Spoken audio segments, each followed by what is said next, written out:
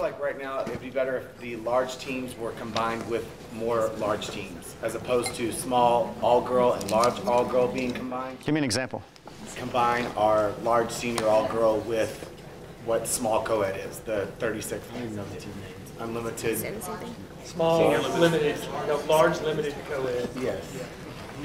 Yeah, I think his point, sorry to interrupt, is that in essence, when you're out on the floor, a large team, for just using large senior 5 or whatever, for example, like a large team of 36 is more similar to a large limited co-ed of 36 where there's 1 or 2 or 3 guys on it than they are to a team of 18 or 20 girls. And then likewise, that team of 18 or 20 girls is really more similar to a small limited. Small all-girl and small junior co-ed competing against each other, and then large all-girl and large junior co-ed competing against each other, which kind of goes back to what we were saying about in the senior division, for example, with small competing against small senior, and right.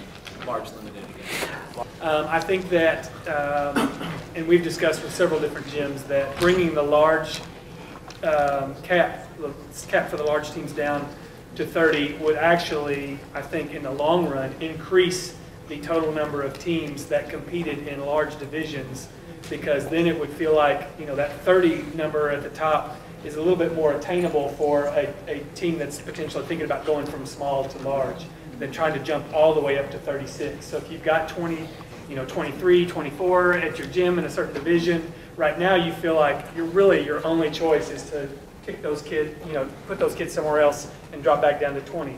Whereas if the cap were 30, then you feel more likely to be able to compete there, so you're not losing those kids. Yes, that would hurt some gyms or some situations where you happen to have 36 and then you're having to go down, but I think overall you're helping more people than you're hurting. I think the net effect is positive. Make a point on that regardless of what size your gym is, it is hard to get 36 kids at the exact same demographic. It's not about how many total kids you have in your program, it's about how many you have at this age range at this skill level.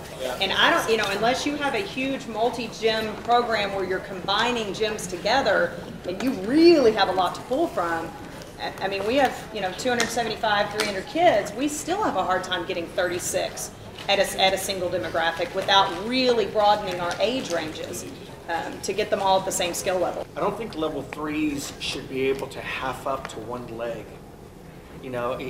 or turn or anything. They're just learning to stand on one foot extended, and it's hard. It's hard for a child that goes from level 2 to level 3 to not only be expected to go up on one leg, but to say, and you're going to twist and hit a heel stretch or scorpion.